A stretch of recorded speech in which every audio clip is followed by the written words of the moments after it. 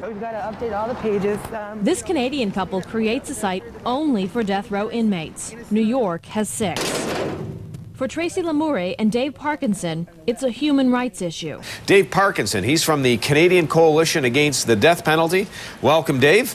And we've got Dave Parkinson also in the house. Welcome to Fuel, Dave. Yeah, thanks for having me here. We have Dave Parkinson. He is the co-founder of the Canadian Coalition Against the Death Penalty.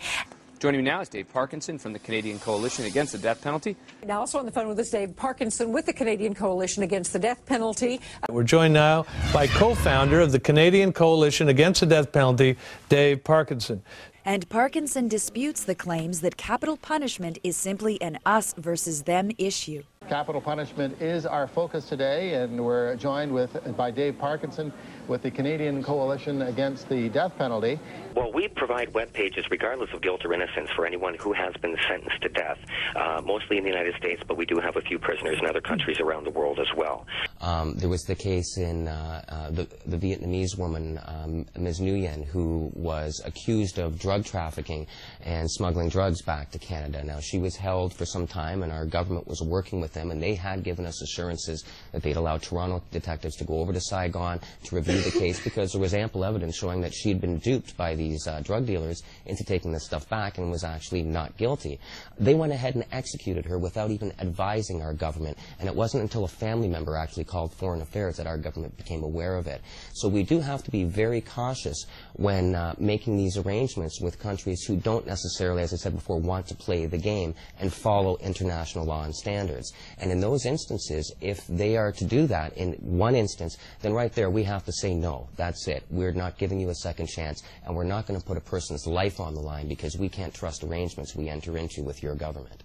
It's like in the Sampson case as well, although there was some activity on behalf of, behalf of Foreign Affairs, when there was a story run in the National Post accusing the Saudi government of torturing Mr. Sampson, and the Saudi prince canceled his visit to Canada, upset that we would accuse their government of such actions. The Canadian government basically bent over backwards to apologize to the Saudis for, you know, implying that their government would actually be responsible for such an action.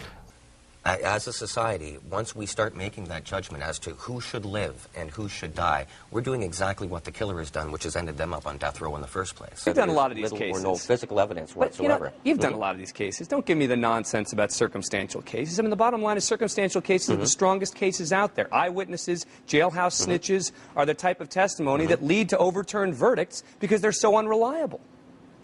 In some instances they do. In other instances there have been many individuals who've been executed on primarily the same evidence that we've had people exonerated on.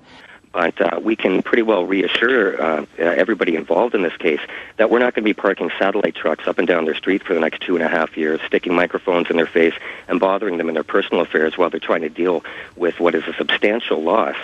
And, you know, it's unfortunate that this media circus has enveloped the whole Peterson case when we have numerous cases on our webpage that get little or no attention, people claiming wrongful conviction, many who have since been exonerated.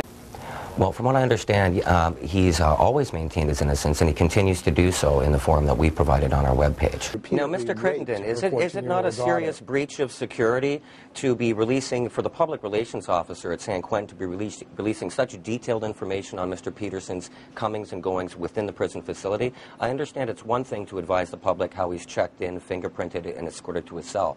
But getting into such detailed information as to who he's hanging out with in the prison, does that not compromise Mr. Peterson's security? And as an official representative of the California Department of Corrections, are you not concerned that giving such detailed information may compromise the security of San Quentin? Response. No, it does not.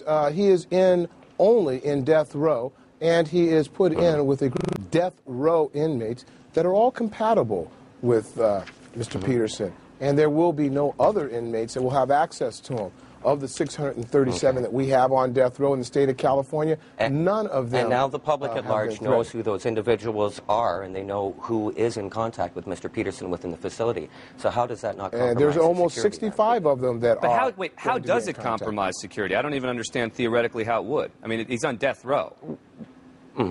Well, certainly by knowing who he's hanging out with at any given time within the facility, you know, going to yard, the detailed information that's been provided, it makes it a lot easier for individuals on the outside who wish harm to Mr. Peterson to contact individuals on the inside who may have close contact. All right. I got to wrap it up. Concerned, it's a serious breach of security. Yeah. All right. Well, I differ with you. I don't find that to be a serious breach. Right. I got to break it. We got some quick breaking news here that the shuttle deputy program manager has just announced that they're going to try and fix 2 pieces of a gap filler dangling from the spaceship.